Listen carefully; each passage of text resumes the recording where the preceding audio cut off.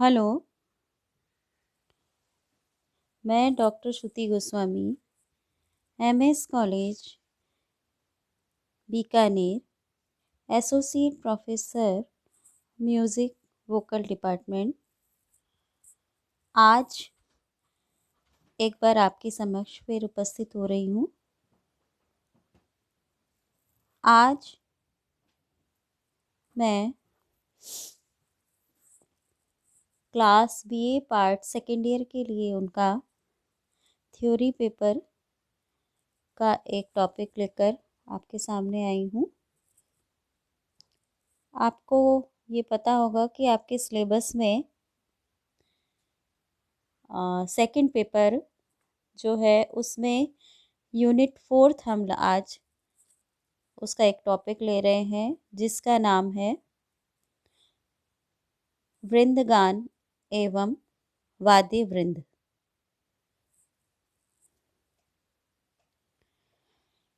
यहाँ आपको जो स्लाइड में दिखाई दे रहा है, सबसे पहले हम बता दें वृंदगान का अर्थ। वृंदगान का अर्थ है सामूहिक गान और वाद्य वृंद का अभिप्राय है तरह तरह के वाद्यों इंस्ट्रूमेंट्स का समवेत वादन। वृंदगान या सामूहिक गान के अंतर्गत कई कई गायकों द्वारा जो गायन किया जाता है वही वृंदगान है। अंग्रेजी में सामूहिक या वृंदगान को कोरस या क्वायर कहा जाता है, यानी कि गायकों का समूह क्वायर है।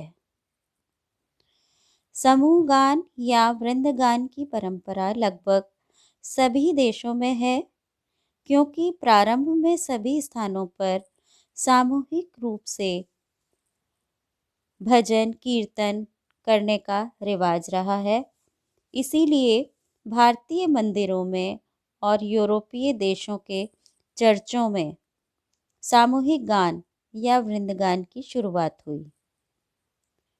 यही कारण है कि वृंदगान या सामूहिक गान का विषय अधिकतर भजन कीर्तन या राष्ट्रीय उद्बोधन गीत और सामाजिक गीत होते हैं।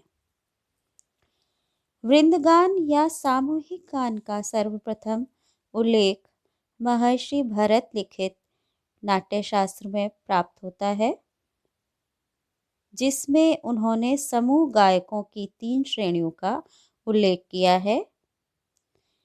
ये तीनों श्रेणियां इस तरह से हैं: उत्तम वृंद, मध्यम वृंद और कनिष्ठ वृंद।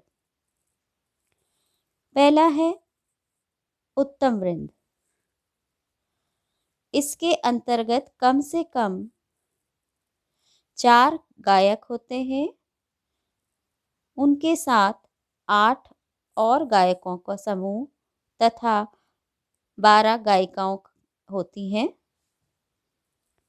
4 वंशी वादक और मृदंग वादक, इन सभी के द्वारा सम्मिलित गान उच्च कोटि का वृंदगान माना गया है।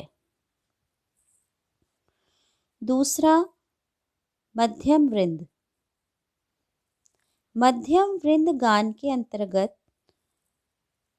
2 मुख्य गायक, 4 सह गायिकाएं तथा 2 वंशी वादक और 2 मृदंग वादक रहते हैं। तीसरा है कनिष्ठ वृंद। यह निम्न कोटि का वृंदगान होता है। इसमें वादकों की संख्या भी कम होती है, यानी 1 मुख्य गायक, 2 सह गायक, 3 गायिकाएं तथा 1 वंशी वादक और 1 मृदंग वादक रहता है। इससे सिद्ध होता है कि प्राचीन काल से ही वृंदगान में गायक और गायिकाओं के समूह रहते थे। वृंदगान की अपनी एक प्रतिष्ठा, एक नियम होता है, जिन्हें हम वृंदगान के तत्व कह सकते हैं। पहला, वृंदगान। क्योंकि सामूहिक गान है, अतएव प्रत्येक कलाकार के स्वरों में एक रूपता का होना बहुत आवश्यक है। साथ ही उसके साथ के संगतकर्ता को रचना के अनुरूप संगति देनी चाहिए। गायक वादकों की सम्मिलित संगति से गान अधिक आकर्षक और मधुर होता है। दूसरा, जिस अवसर के लिए सामूहिक गान की रचना की जाए उसके अनुकूल उसमें साहित्यिक शब्दों का चयन आवश्यक है। जैसे राष्ट्रीय पर्व पर जोशीले शब्दों का एवं देशभक्ति साहित्य का प्रयोग किया जाना चाहिए। इसी प्रकार भक्ति भाव के अवसर पर सामूहिक गान का प्रभाव भक्तिपूर्ण चाहिए, यानी सरस अर्थ एवं भावपूर्ण शब्दों का चयन सामूहिक गान में होना चाहिए। समूह गान को अंग्रेजी में क्वायर इसलिए कहा जाता है। यह गायकों गायिकाओं का एक समूह होता है।